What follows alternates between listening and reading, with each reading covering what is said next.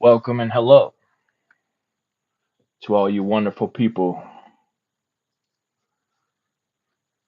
Today is yet another day of our favorite thing to do, to study, to learn, to hang out. Come on down and hang out. Let's make sure this sound works. Come on. This sound works. It does. That's awesome. That's really good. We love when things are going the way we need them to. Because you're gonna need to be able to hear if you want to hear. So that's more than the way we want, right? Want. We've been talking a lot about want over here. We've been talking a lot about want versus will. And, well, there's good reasons for that. But anyway, happy Friday, everyone. This is Jay Balbell, TGIM. Thank God it's Manly, P. Hall, and thank God it's Friday. Sunshine Chick, what's up? I hope you're having a good Friday. Always great to see you. Glad to have you here.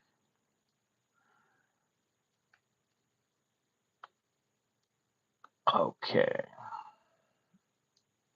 All right. So for our little yap to start us out while we're waiting for some others to show up. Everybody who wants to come and be present for the live. I think we should talk a little bit about confirmation bias. I'm sure many of you are familiar with confirmation bias, but for anybody who's not familiar with confirmation bias, well, I've kind of already touched on it a slight bit, and that's where we purposely seek out the information that confirms our different biases in life, whatever they may be. Once your goddess, welcome in. Great to have you here. I hope your Friday's going well also. All right. So we see that a lot. You know, we can put the mystical, the spiritual stuff aside. We see that still just all over the place, where people, rather than challenge their beliefs, challenge their worldviews, challenge the things they keep them in their nice, comfortable little bubble. They just continue to seek out more of that same kind of stuff because we don't like to come out of our little bubble. We don't really like that very much.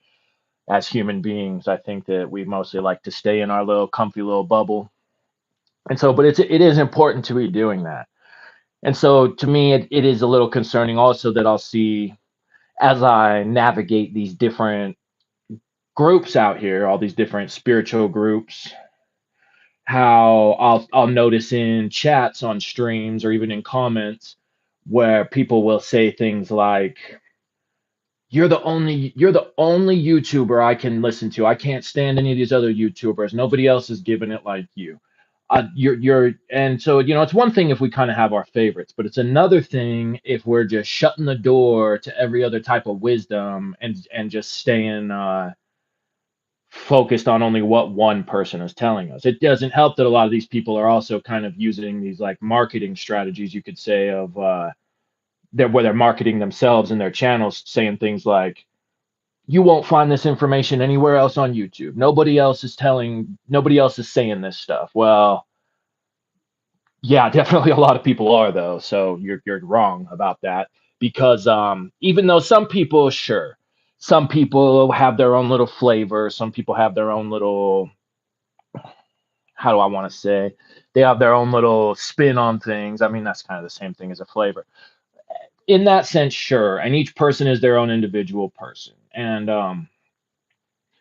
but whether if they say things like you're not going to hear this anywhere else, well, for the most part, yeah, you definitely will, but you have to actually go out there and seek it out. You have to go out there and search it out. You have to be willing to step out of your little bubble and go look for that information. There really is so very much wonderful information out there to be found even in the darkest of places. I mean, I have sat through, I can't tell you how much content I have just sat through that was so horrible, but there was a couple tiny little pieces in there that were straight up gems. but the rest of it was just so bad. It was so bad. I've literally sat through like just hours and hours and hours of stuff to get about 3 minutes worth of actually good stuff. And hey, again, I better point the mirror at myself for a sec, because I'm sure plenty of other people would say that. Plenty of other people probably sit there and think, well, maybe not plenty. I don't really have a whole lot that tap in here, but still, there's probably got to be at least one or two people out there who are like, I hate this guy's yapping. I wish this guy would just read, whatever. I see that, whatever. Go ahead. Who cares? If that's the way you feel, well, that's the way you feel. Welcome in, everybody just coming in. So, this just ties in with that critical thinking thing. This ties in with that. I want to see you all do so well. I know, obviously, some of you who are in here, and I also see in other groups, again, I'm just kind of preaching to the choir, but for anyone else out there, this might be for you. This might be your calling to start branching out, to start looking through other things out there. So please do that, because I'll tell you, again, putting the occult and the spirituality aside, we just see this with like politics way back. You'll see this with all kinds of things where people will they just want to, and a lot of people, well, what a lot of people want too is like they want to be told to do this, the silly thing, whatever the thing is they're doing, rather than listen to like maybe more wise wise advice from somebody who says, hey, you're taking a turn down a wrong road. They're going to purposely seek out all the other people who are like, oh no, you're fine, you're totally fine, don't even worry about it. And so hey, maybe I can help somebody not turn down the wrong road, but hey, we still got to all walk our own roads. And it would be very foolish of me to think that my path is the same as everybody else's path. I mean, we all kind of have our own path in this life, even though some of that might sync up with what other people got going on. And so don't think that at all, because that there is that whole thing about the wizard's curse, and no matter what you say, no matter how well you articulate it or think you articulate it, there's just still going to be people out there who hear what they want to hear what they're meant to hear, all of that type of stuff. So that's the rant. That's the rant to start us out while the few of you pop in who have popped in. So we'll get our music going. We'll pull our tarot card, and then we will go ahead and get into our Class B book study. Nice. Tie Dye Jesus. Welcome in. I hope you're having a great Friday, Tie Dye Jesus.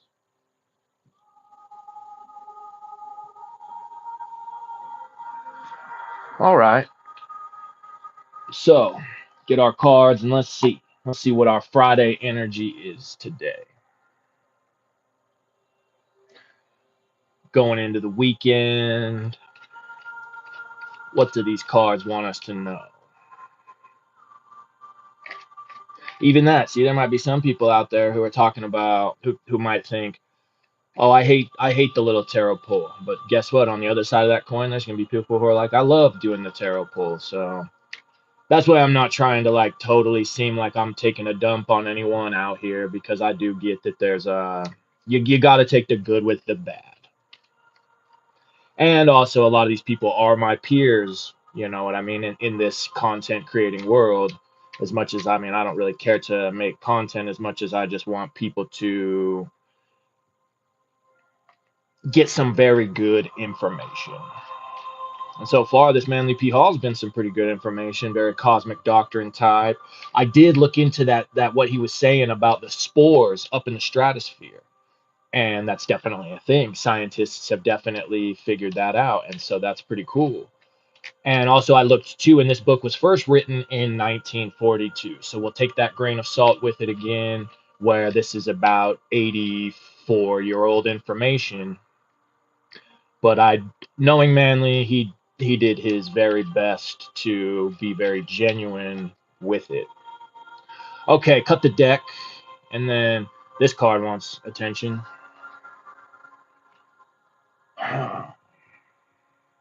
I see cups. I see a scorpion. Maybe it's the death card. Nope, this is the Five of Wands again. We've been getting the same cards. That's all right. No big deal.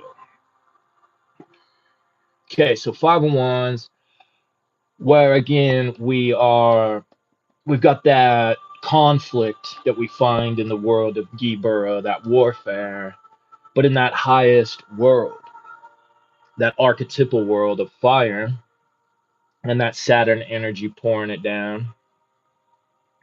And I double checked too. Saturn is in a detriment in Leo, so it's not in a fall.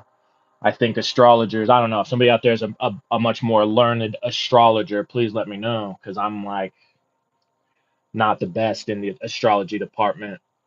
But from what I do understand, a planet's in a fall in a sign, that's pretty unhappy, that's pretty bad. And if it's in a detriment, that's still not good, but it's not as bad as a fall. So Saturn probably imposing that restrictiveness where Leo is the leader, right? Leo is courageous. So maybe what we feel like our efforts are to be the courageous one, be the leader in a project maybe you got going on in life, have seen some restrictions imposed on them, have seen some conflict. And again, our efforts here in this pillar of equilibrium are maybe, we could say, kind of being yanked some different ways. Also on these staffs here, you see there's a phoenix head on the two, there's the lotus on the other. So yeah, that masculine feminine aspect.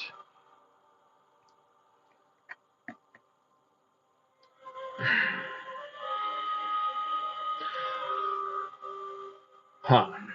Well, I can't think much more that would maybe be getting out of this right now than, I guess, the importance is that we want to grab a hold of that center, grab a hold of that place of equilibrium, that place of equanimity, because in there you see that one's the most magical staff of all. So if we stay focused, if we stay centered, if we use our leadership skills, our courageous efforts to look Saturn in the face and say, "Hey, I'm not afraid of you.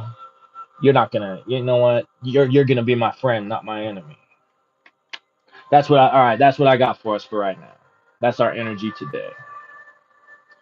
And going into the weekend, maybe what it is you have two different options for the weekend. Maybe you've got one group of friends trying to hang out, you've got your family wanting to do something, whatever it may be, and you're feeling conflicted. You're feeling conflicted and like you don't know what path to choose. You'll find out. You'll find out the way that the card will sync up for you, and we will also find out as we go into today's reading of section 2 what it might be. This one's going to be good. This one's going to have some Garden of Eden stuff. I was looking Cain and Abel even. So maybe that's what it is. Maybe it's those aspects of you in the shadow. Those two conflicting wills keeping you from that place of equilibrium. Your own personal Cain and Abel. All right then. Let me take a drink and we'll go ahead and hit it.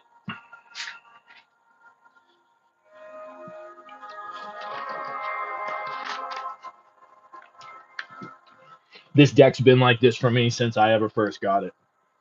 Where it's like the same cards will want to come up over and over, and then they'll go away for a while. I won't see them for like 6 months, and then all of a sudden they'll start popping up again. So maybe it's just for me. Maybe it's just a message for me, and it's not hitting for any of you. We'll find out. Oh my goodness, and there he is, the heavy hitter himself, Travis Magus. Welcome in, man. I'm glad to see you here. Just in time indeed. This one's been good. It's been syncing up so far with that cosmic doctrine, so I hope you enjoy. Pleasure to have you here. I hope all is well in your world. All right, then.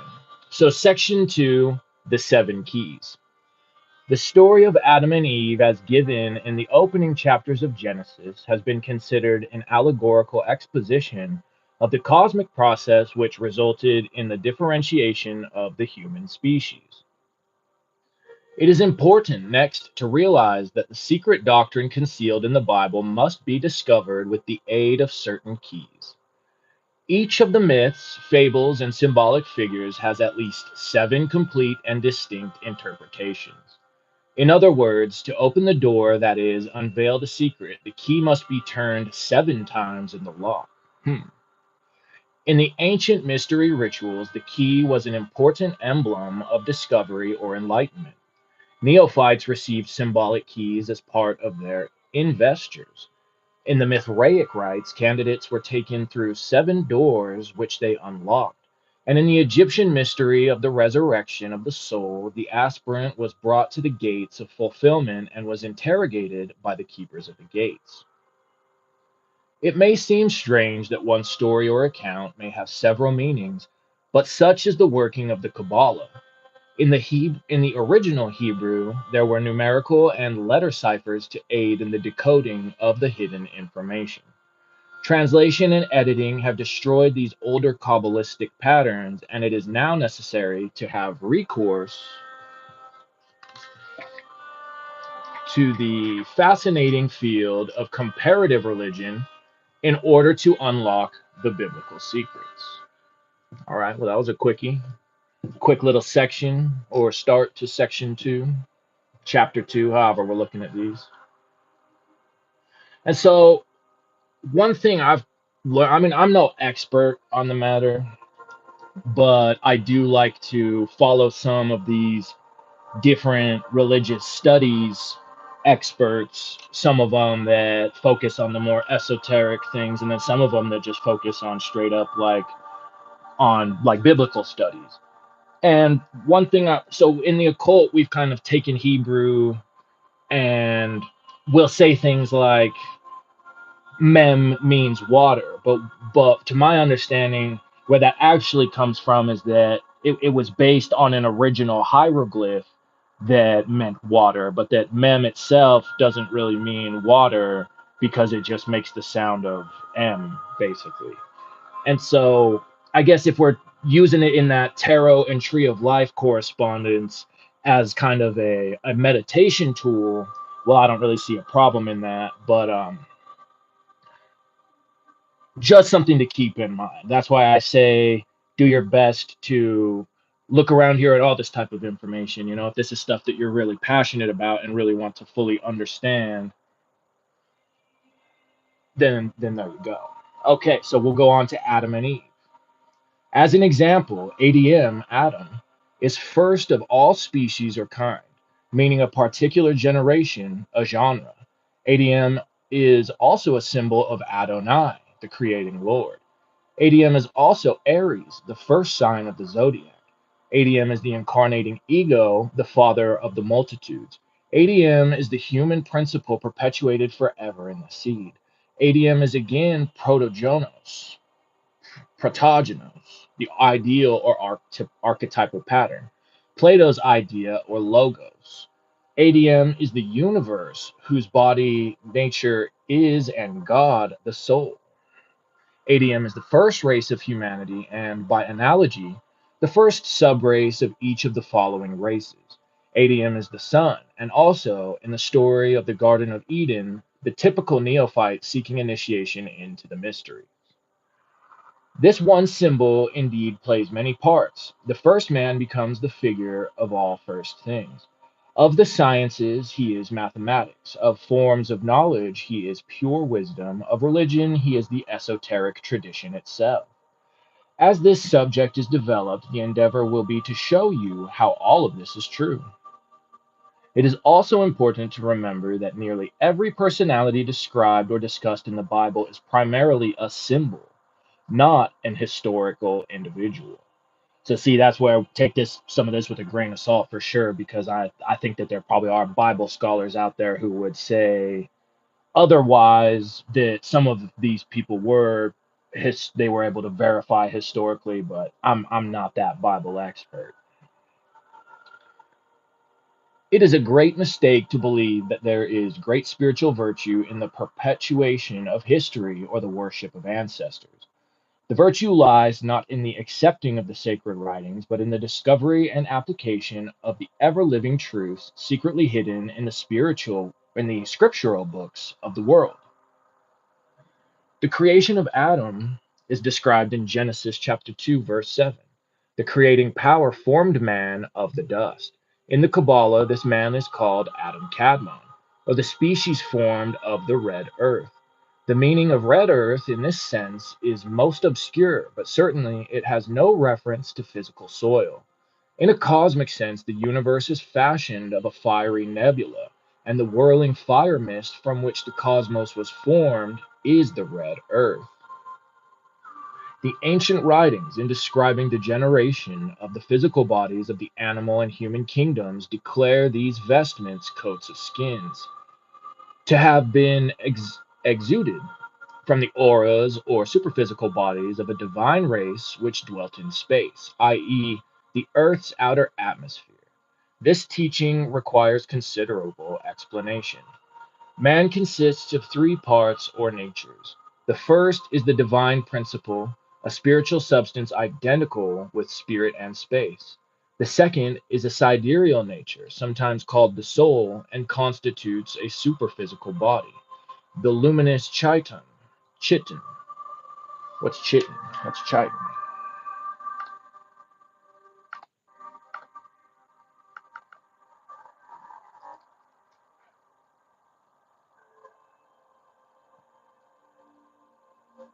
A mollusk, a marine mollusk. Is that right? Is that what he's talking about? I think so.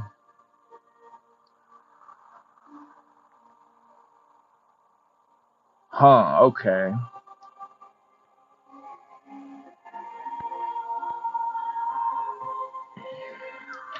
Which also, it looks kind of like the shell for a mollusk. So it's like the luminous shell, I think is what he means by that. Yeah, the garments of glory or aura. The third is the sublunary nature, the objective body with its several systems, muscular, arterial, granular, etc. Man as spirit dwells in the substance of the one, or undivided from the divine principle. In the Bible, this state of identity with the Supreme is expressed by the statement abiding in Abraham's bosom. This has the same meaning as the samadhi or nirvana of Eastern metaphysics. And that's like how Vishnu it will be one of his names is where something to do with how he has a jewel on his chest, and where it's even looked at as like Lakshmi is that jewel that resides in the chest of Vishnu. At the beginning of the day of manifestation, that great cycle of time figured in Genesis as the 7 days of the formations, the innumerable natures of living things emerge from the original unity, and God becomes the gods, whereas the Kabbalah expressed it, the multitudes emerge from the simple unities.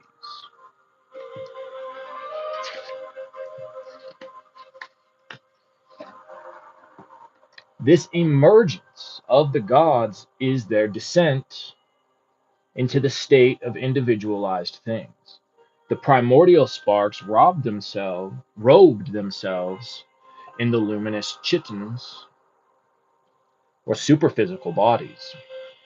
The gods are therefore described as spheres of light, and of this order of beings is man himself, inwardly a divine nature participating in the supreme effulgency. This is explained in the Bible by the placing of spiritual humanity, Adam and Eve, in the paradisical sphere called Garden and Eden. Called Eden. Here souls dwelt garmented only in light and truth, the auras as yet undefiled by contamination with physical matter. The records of this ancient time are preserved in the mythologies of all classical civilizations. It is beautifully described in the Gnostic hymn of the Robe of Glory, wherein the paradisical state is represented as the homeland or fatherland which all exiled humanity is seeking. With this key, the mystery of Eden is easily unlocked. Okay, then. So, Eden and the angel of the flaming sword. Grab a drink real quick. Huh.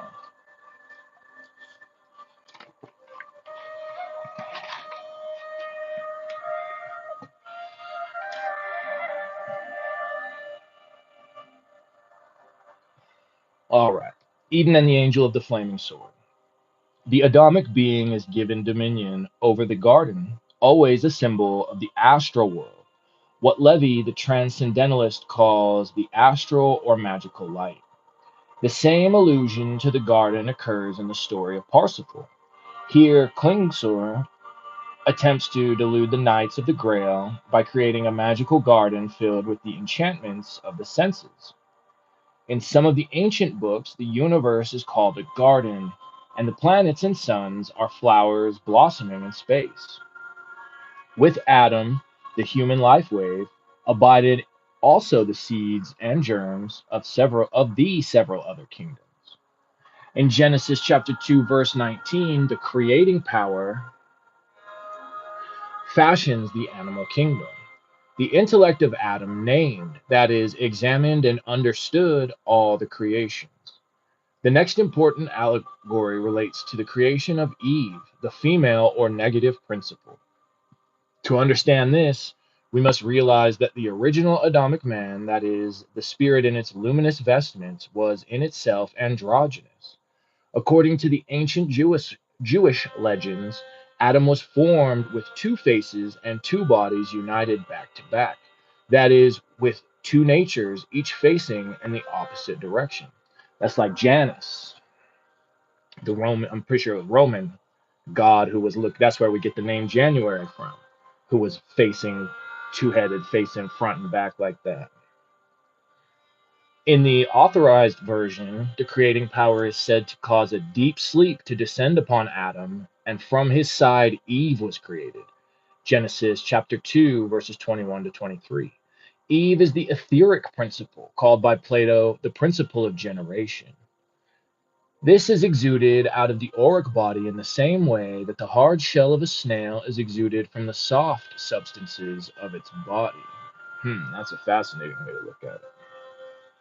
The etheric vehicle, or the feminine principle, as it is referred to in ancient times, is described in Genesis as being the tempter. Oh, okay. Lack of true understanding as to the meaning of the temptation and the fall led Christian theologians to regard all female kind as the embodiment of temptation and corruption. Sorry, ladies, they've been doing you dirty since long as we can remember. In fact, the old story to the effect that with Adam's fall we sinned us all is one of the most ludicrous errors of theology. Nowhere is it more evident in scriptural writings that the letter of the law killeth than in this particular instance. In fact, the whole Christian theology of redemption and the estate of Christ in the concepts of Orthodox theologians depends upon the literal and benighted misunderstanding of the ancient Chaldean myth, long regarded not only as history but as scripture. Hmm.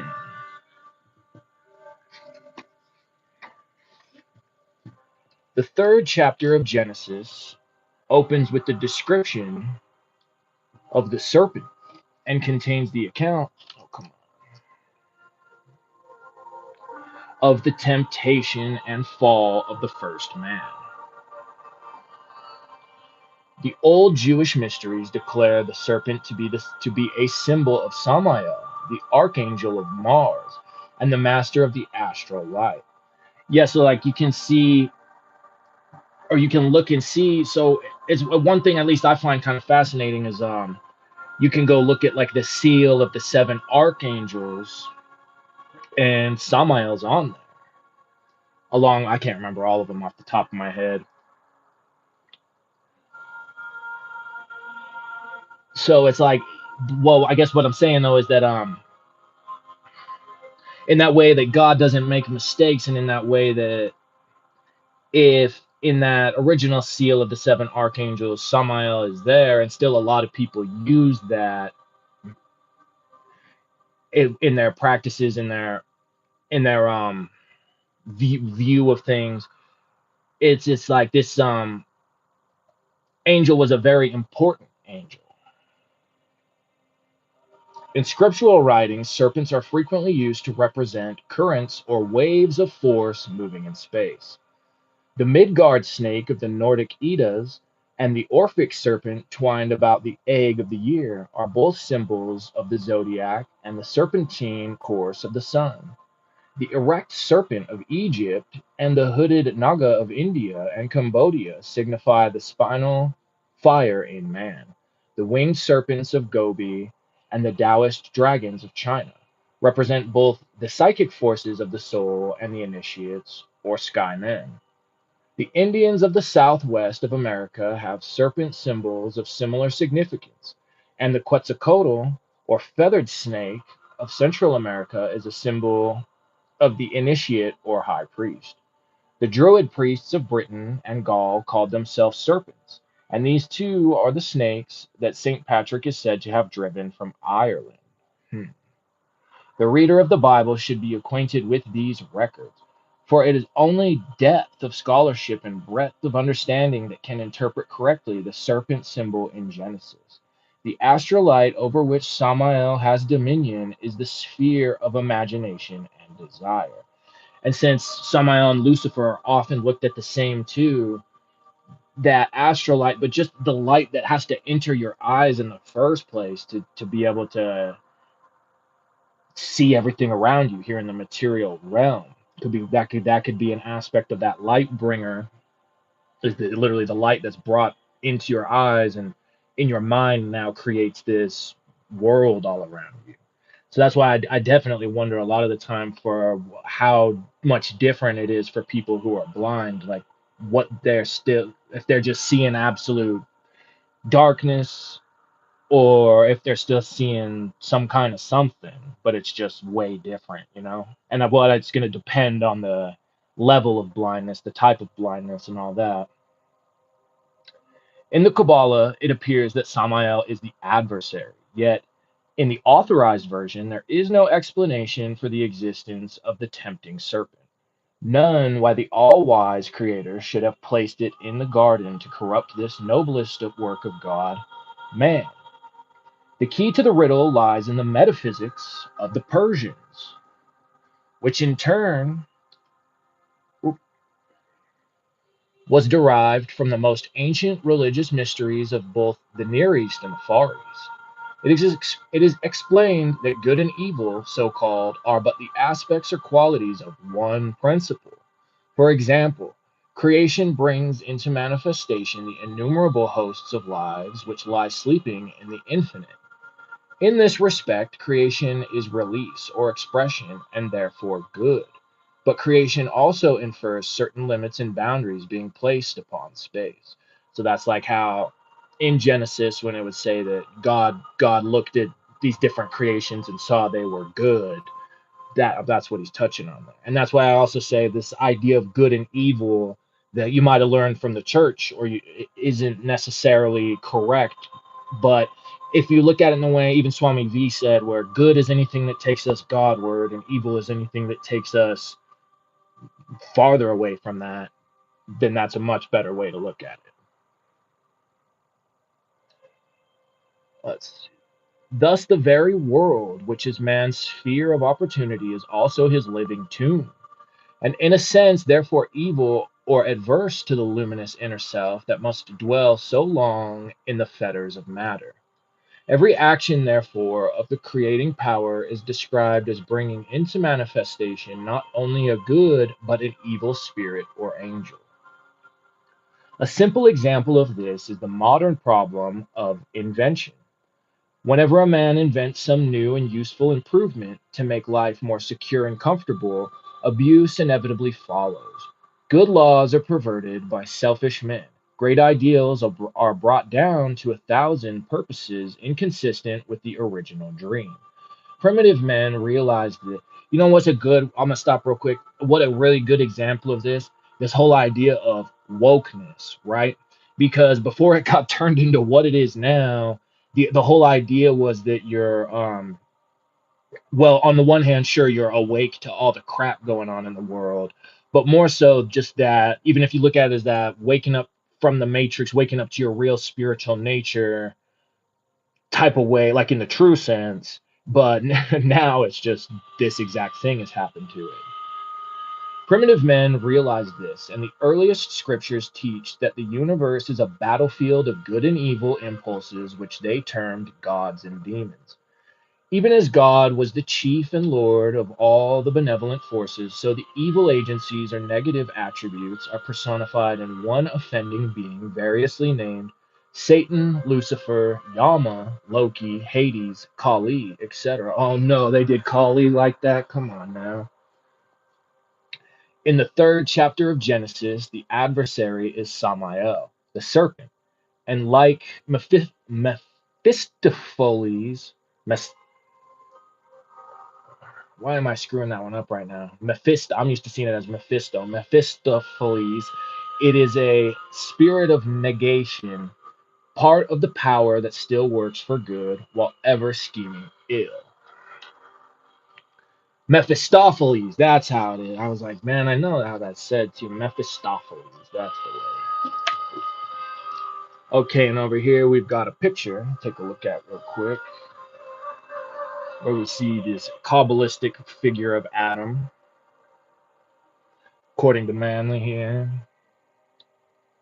Looks like up here in Hebrew is pretty sure that says Adam.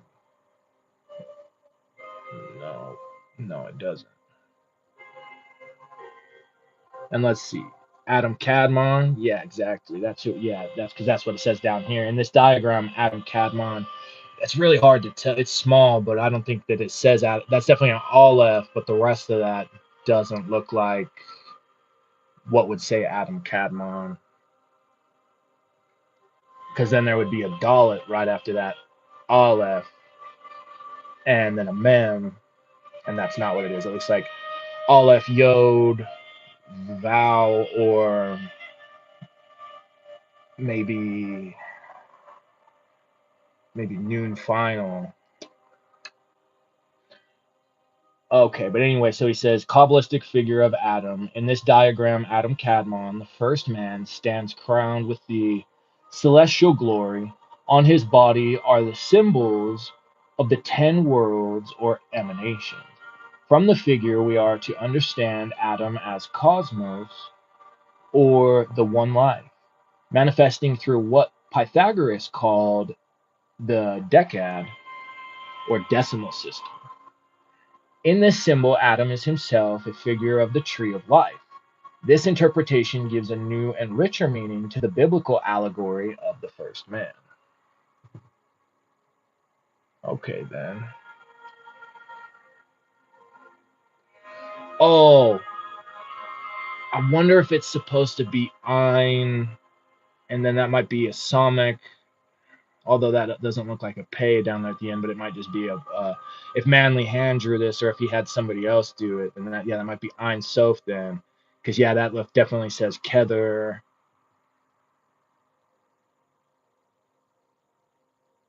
Okay, then, yeah, pretty sure, yeah, Tifereth there at the heart, Yesod there at the genitals, and then yeah, Malkuth down here at the feet. Okay, sick.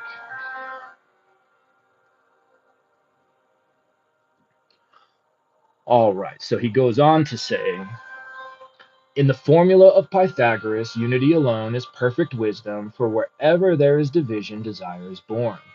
Desire is only possible under a concept of diversity, for possession is one of the first of the illusions.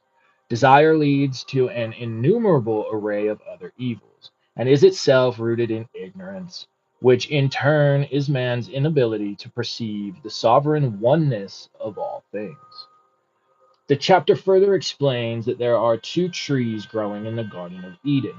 One is the tree of the knowledge of good and evil, and the other is the tree of life. The symbolism of the tree requires brief explanation. The world tree is the Earth's axis in nearly all ancient mythologies. Trees are also symbols of evolution and unfoldment, because all life, tree like, emerges from one root and seed and extends itself into a diversity of manifestation. The Kabbalistic tree of the Sephiroth, with its 10 symbols, is based upon the tree of life in the midst of Eden.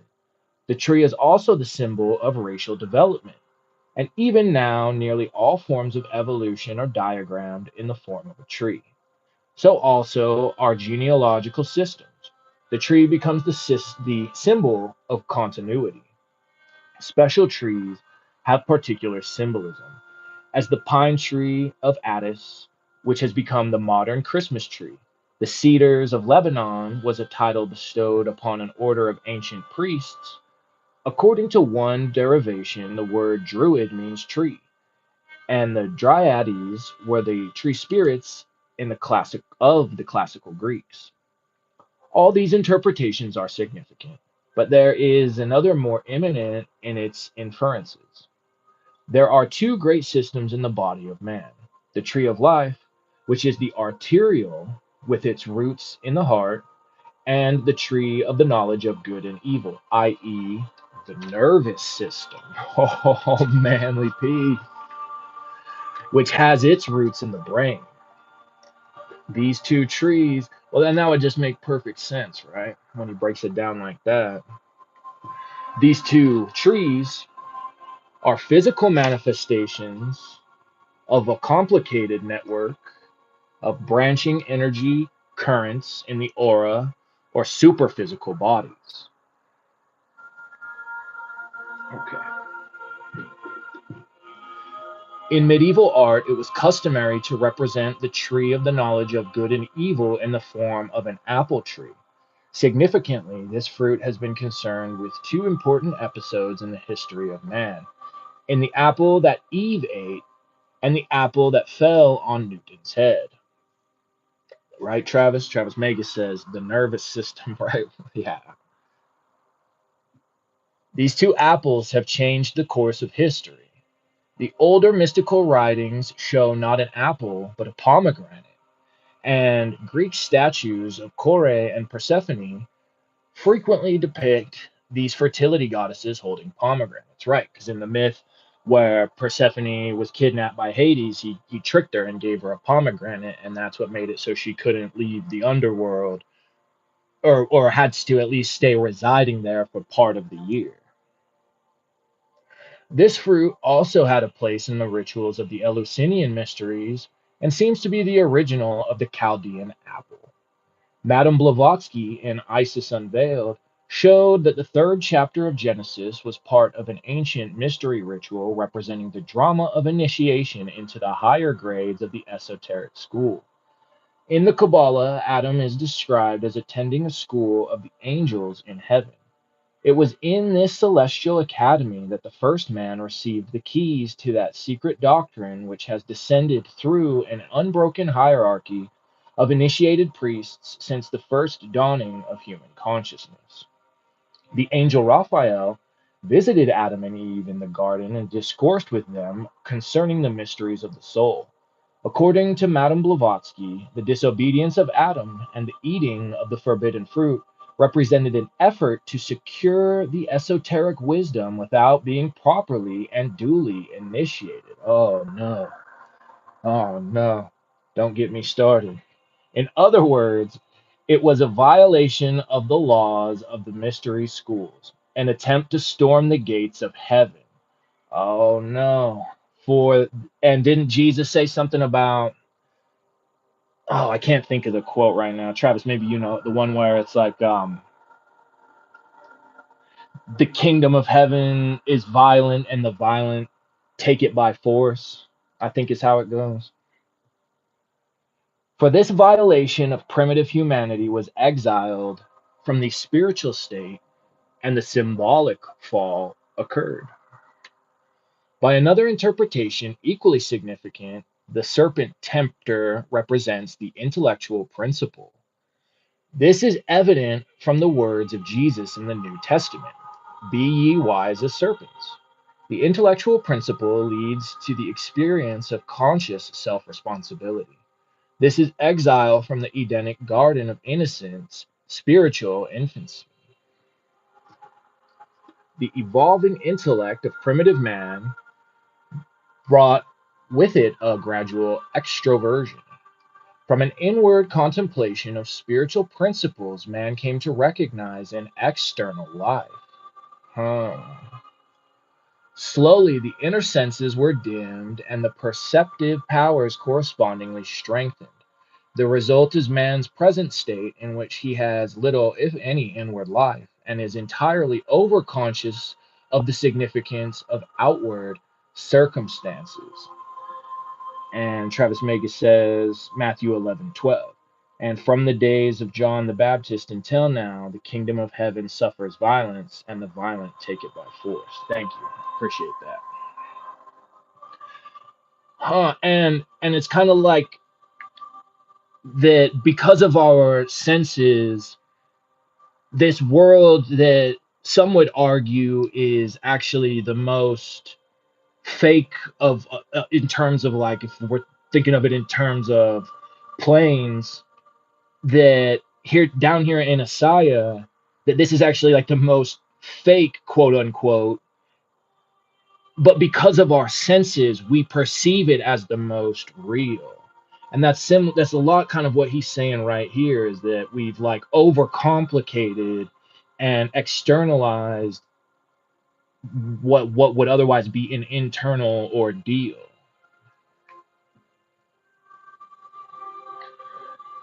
Let's see, I'll reread that one where he says, the result is man's present state, in which he has little, if any, inward life, and is entirely overconscious of the significance of outward circumstances.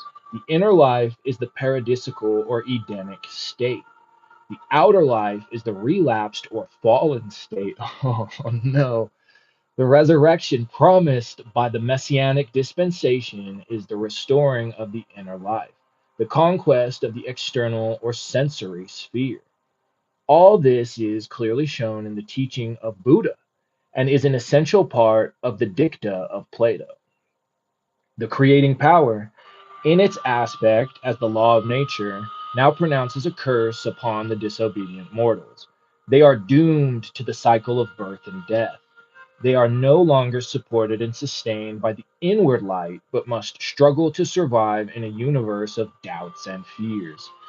Ixion is bound to his wheel, and the cycle of necessity has gained dominion over the divine spark, the hosts of Adamic souls. In Genesis chapter 3, verse 21, it is described that the creating power fashioned for Adam and Eve coats of skin. These are the physical bodies, the mortal vestments of immortal life.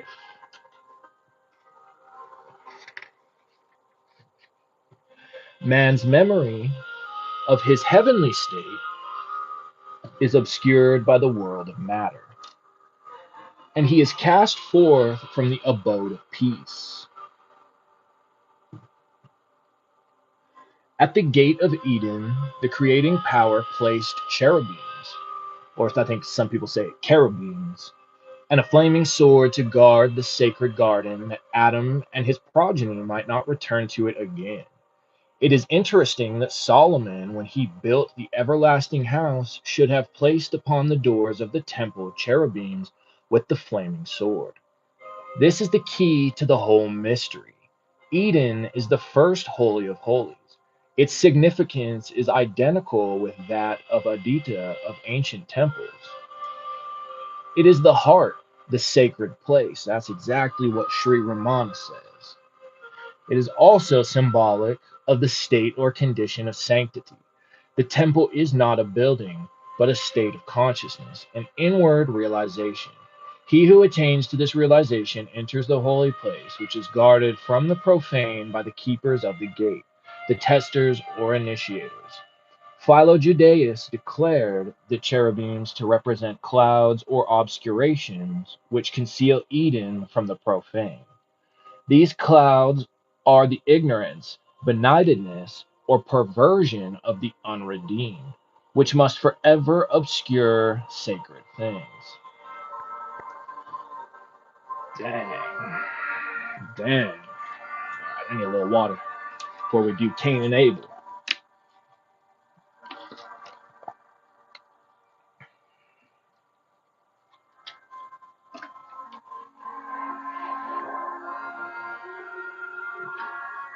So that I feel like that could even be looked at as like why when a lot of people who kind of haven't checked their ego at the door before entering into the kingdom of spirit end up just, if they do pull things from out of that spiritual place, it's often tainted with that egoic type of stuff because it's that obscuration, it's that perversion, that stuff that it's like the Pantheon bar in the Holy Mountain, where it's these people who forgot that the forgot the point and got caught up in their own different varieties of nonsense, thinking that they have obtained that holy mountain, but I don't, they're really just doing the ego aspect of it.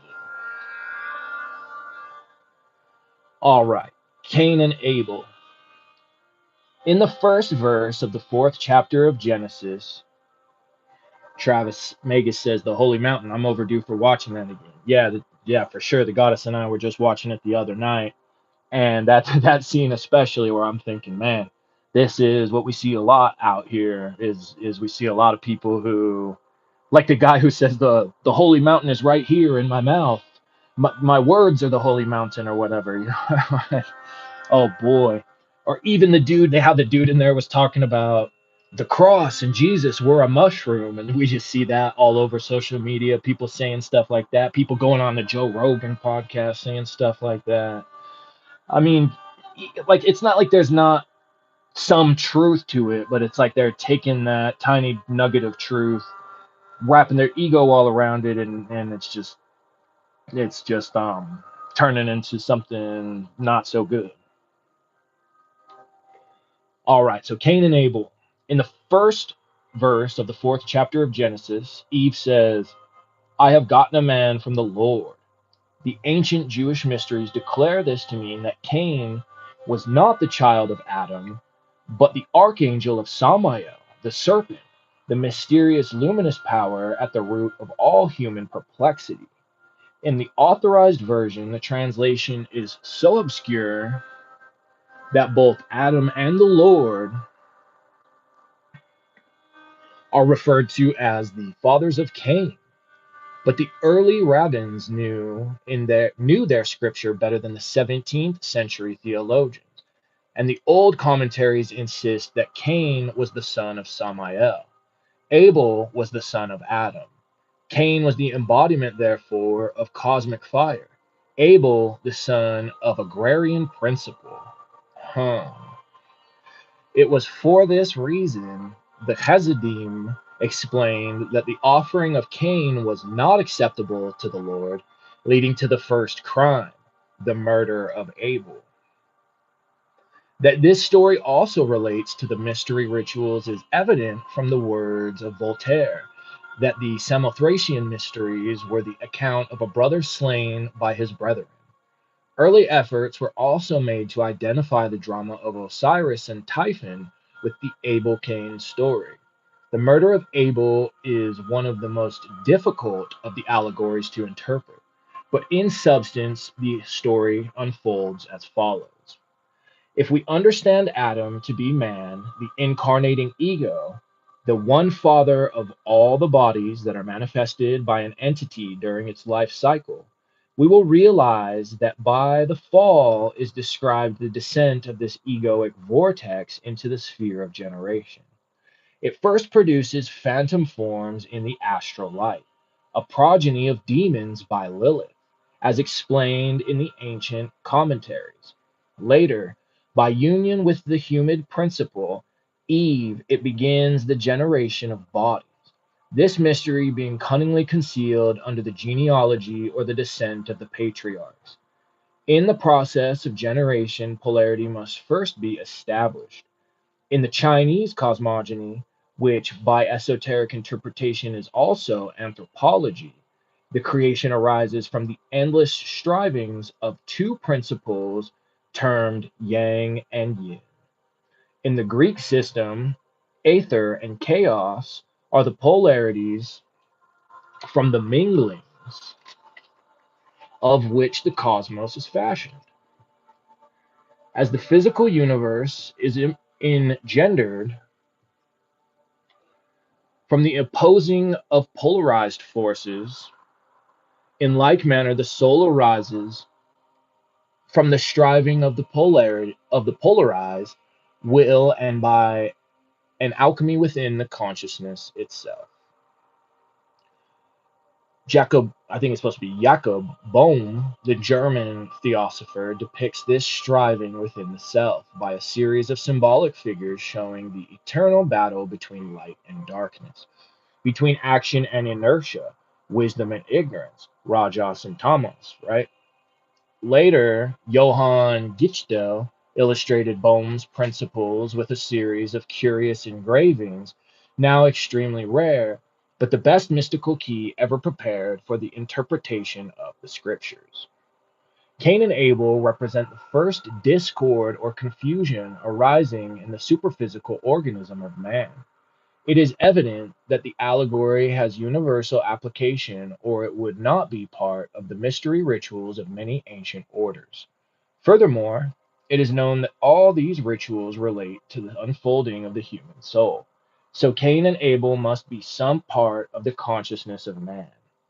Bohm creates the terms divine will and self will, with which to designate the two parts of man's consciousness which are ever in a state of mutual striving.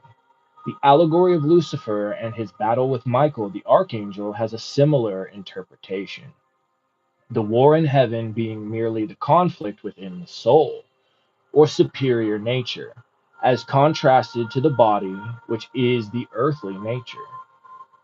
It is evident that in this allegory Cain represents self-will or the active principle, and his descendants became builders of cities, aka bodies, and workers in metals, the sense perceptions. Dang.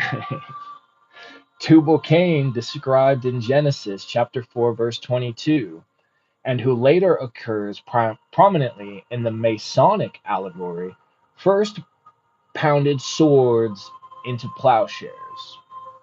Here he represents self-discipline as an aspect of self-will by which the destructive emotions are refined and tempered. Okay.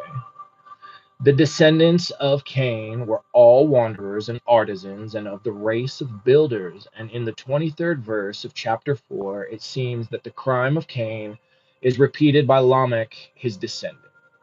A study of this chapter will show that in the cycle of the patriarchs, the principle of recapitulation is ever present. Noah is, in the same way, a second Adam. This is explained by the Chinese, who declare that the cycle of existence is represented by the zodiac. At the end of each great age of manifestation, the universe is dissolved in the sign of Pisces, or deluge, which is the flood, and is reformed or reborn in Aries. Aries is the sign representing Adam. Taurus is Eve. Cain and Abel are the twins, Gemini. The eternal principle is reborn at the beginning of each cycle, even as it is stated definitely in Genesis that Adam was not the first man, but merely the first man of the cycle, or an incarnation of the eternal man, the protogenos of Plato. Huh. Okay. Okay, Manly P. In Genesis chapter 1, verse 28, the law, God, said to Adam, "Be fruitful and multiply and replenish the earth." This is exactly the same thought expressed in the ancient Confucian metaphysics. All creation is a replenishment in space, a new manifestation of eternally existing principles. If we realize that the signs of the zodiac are the patriarchs, even as later they are the prophets and the apostles, we shall perceive that creation, so called, is the movement of the ego or consciousness, whether microcosmic or macrocosmic, through the 12 signs or parts of the solar year. So, solar year, but he has the word soul, like your soul, capitalized there. This solar year is the Manvatara of the Hindus, the day of Brahma, the flowing of the great breath. This breath is also mentioned in Genesis chapter 2, verse 7, where the law, or the Lord, breathed into the nostrils of Adam the breath of life. There is much commentary material in the Zohar, the Hebrew book of splendors concerning the significance of the great breath. If then Cain and Abel are the light and dark halves of the human will, born like Castor and Pollux from the single golden egg, the ego, we can understand why the Greeks symbolized the soul as a sphere made up of a gold and a silver hemisphere joined together. We know that in the ancient mystery temples, certain disciplines were given for the perfection of the human soul. The ancient wisdom was disseminated throughout the East and the Near East by means of ritualistic dramas called the mysteries. Lao Tzu, the Chinese sage, as librarian of the Zhou dynasty, read the ancient books brought to China from India. We are told also that Osiris, the great leader of the Egyptian faith, was brought from India in the form of a golden bull. This is again a reference to the secret doctrine having been brought from Asia and circulated throughout Mesopotamia and the Mediterranean civilization. Eastern metaphysics and the Jewish religion is Asiatic are based largely on the glorification of the passive principle. In the Hindu books, we learn of the sage who, by sitting quietly under a tree, discovered by inward contemplation what all the strivings of the outer life could not attain. Lao Tzu taught the sovereign dignity of doing nothing very intelligently and profoundly. However, not in superficial laziness is spiritual virtue, but rather in a perfectly enlightened inward tranquility that can come only with the mastery of all external forces and circumstances. Right there, we'll reread that one. That's pretty important. Not in superficial laziness is spiritual value, but rather in a perfectly enlightened inward tranquility that can come only with the mastery of all external forces and circumstances. Because that's the exact same stuff like Sri Ramana says. That's even to a good degree what Thomas Kempis was saying in the Imitation of Christ. Just they all say it slightly different, but more or less are saying the exact same thing. Abel in the allegory brings his offering, the firstlings of his flock, and offers them to the law. By this is meant the animal propensities of his own nature. Oh man, such is always the meaning of the burnt offerings referred to in the scriptures. Because he brings the animal, his offering is accepted. Cain, on the other hand, brings the fruits of the ground, and these are not accepted. The fruits here represent not principles of the soul, but merely the consequences of action. Oh no. Cain's offering represents the same type of superficial gift that the rich man gives when he presents a stained glass window to the church and continues to cheat the widows and orphans. Cain gives of what he has, for fruits represent accumulation or possessions. But Abel gives of what he is, the firstlings, his transmuted animal nature. Cain, incensed, slays his brother, reminding us of the words of the Indian classic, the mind is the slayer of the real. Thus, the allegory has an eternal significance. It is the very key to the whole mystery religion. It is the reason why most faiths are today empty of esoteric wisdom. It is the key to that ceremonialism of the superficial life which obscures the inward perceptions and brings creeds down to a useless war of sects and bigotries. Man, now that one there, oh good. That's definitely one to think on quite a bit. Hmm. Okay, so now we're on to Seth and the patriarchal line. And I think that's the last one for this section since we're creeping up over an hour. Yep, and it's just a few pages, so very good. And I've also heard it put about Cain and Abel that it can be looked at as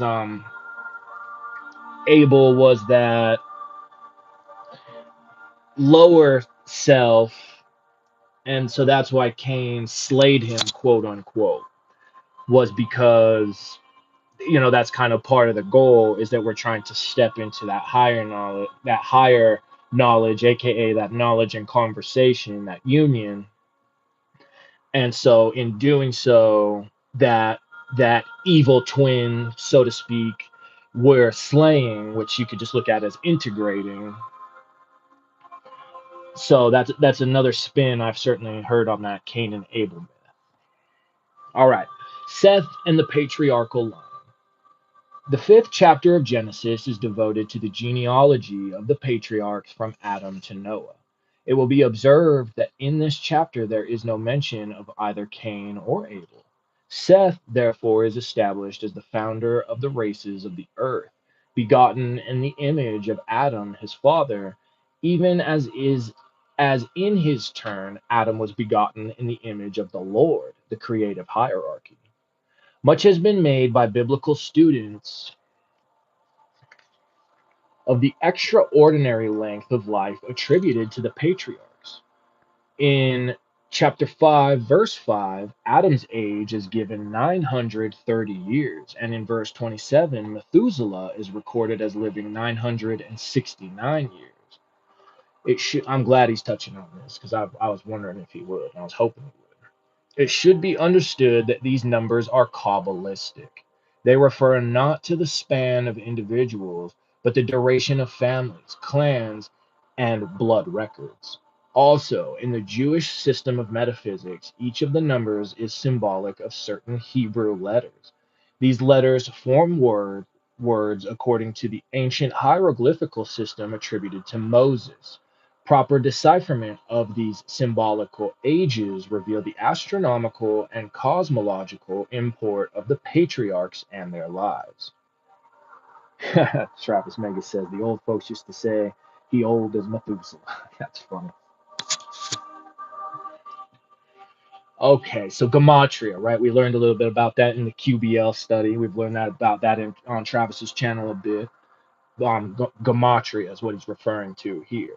But I'm sure that there's Bible scholars who would say that's all BS, because I'm pretty sure Kabbalah came after the stuff in the book was written. But that's where I'm definitely not an expert on the matter.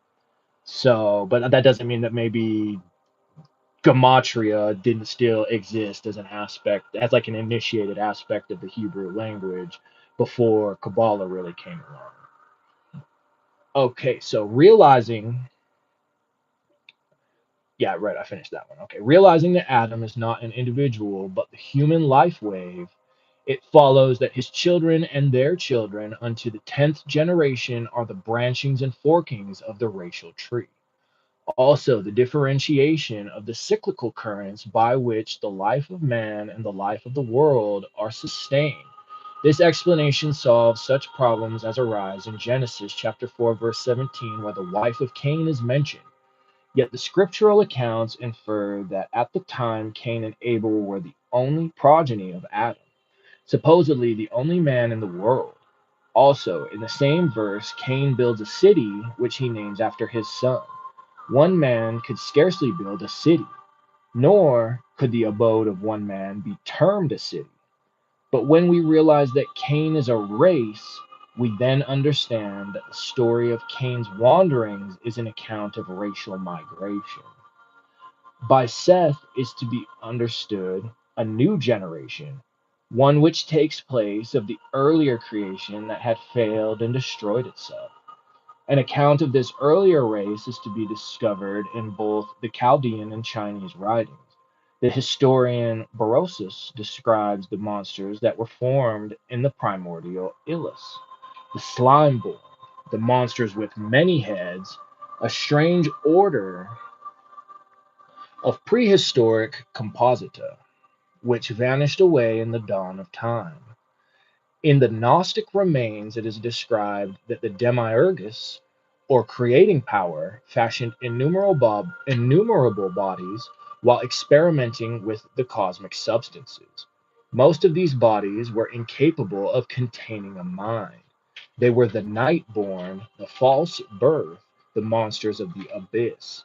This account is based upon the Hermetic legend wherein it is described that these first creatures were destroyed by the gods because they could not be the vehicles or bodies for the incarnation of intellectual entities. Of such an order also are the giant kings of Edom, who perished in the void. Also, these are the Shaddai, the antediluvian kings recorded in the Zohar. The third, hold on. The third of the children of Adam, Seth, is the third race, known in the occult tradition as the Lemurian, or Lemurian. It was in the later sub-races of the Lemurian race that the human being we know as man was differentiated from the animal prototype. Thus, in Lemuria, the true man came into being. Man, having been formed as the vehicle for the thinker, we have the explanation for the opening verses of chapter 6. The first verse describes that men began to multiply on the earth. And in the second verse, it explains that the sons of God, the intellectual egos or conscious entities, gazed upon the bodies that had been formed, the daughters of men, and took wives from among them, i.e., joined with them to become the true humanity that we know. Thus, Seth is the physical archetype of man, even as Adam is the spiritual archetype of man. Dang. Well, so far, I'm really enjoying this book. But that does it for section 2. And we're at that 70, little over 70-minute mark. So, you know what time it is. But hopefully the rest of you are enjoying it as well. Man, that really gives you some stuff to think about. And yeah, I'm sure that there's some Bible scholars out there who might take a dump all over it. But I would still certainly take into consideration what they have to say about it because, they sit around. I guess depending on what type you're looking at, you've got some Bible scholars who are real dogmatic, and then you've got other ones who are a lot more focused on the data that can be proven. But either way, I don't think very many of them are looking at it in like an initiated Kabbalistic type of lens. But then again, I don't know for sure. A lot of them sit in school for a really long time and then still continue to do so even after all of that. So be sure to, if you really are passionate about this information, be sure to try to just, there's all kinds of sauce to be gotten out there. So pursue that. And I'm sure you'll be grateful that you did. But also, if it's just kind of something you do a little bit here and there for entertainment, well, do what thou wilt. When Travis Magus says Manly P is always eye-opening. Definitely. I love Manly P. I love him for sure. I enjoy a lot of what I've read and the lectures I've heard from him. They have been very eye-opening for me. All right, then, you guys. Well, that's going to do it for today. Tomorrow we will get into book 3, which will start us out with Noah and the deluge or the flood. So that's going to definitely be very interesting. We'll see what Manly's got to say about it. We'll see if maybe he answers that question of, was this flood a flood of senses? Was it a flood of ignorance? They could kind of be looked at as the same thing to a certain degree. So that's going to be wonderful. But either way, I appreciate you all very much. Travis Magus, thank you for popping in, man. I really appreciate you and all you've done to help me along in this path. So I'm looking forward to your stream tomorrow night. Right, a metaphorical flood, exactly. I'm looking forward to seeing you all tomorrow afternoon to get into that section 3. So until then, I hope you all have a wonderful Friday evening. I hope that this information is something you really will sit with, because I certainly am going to take some time to think on this. And also, if we're going to do this Class A, Class B thing, give me some feedback in the comments below on if that's too much or if you want to stick with it. Also, I remember back in high school, we had like A day and B day. So we'd have our different classes on each day. So if you think it might be better so that things stay a little fresher in the mind. Since like by the time we get back into karma yoga next week, we might be already, our heads might be a little more wrapped around this. So if you guys would like to do an A and B day, if you guys would like to do an A part of the week and a B part of the week, or if you guys want to just stick to one thing, either way, your feedback is very much appreciated and taken into consideration. So for those of you who popped in, Once Your Goddess, Sunshine Chick, always great to see you too. Tie Dye Jesus, welcome and thank you for your subscription. And Travis Megas, I appreciate you very much. I will see you all tomorrow. Much love. This has been Jay Balvell. And if you're new and enjoy this content, be sure to hit a like, share, and subscribe. I'll catch you next time. Bye bye.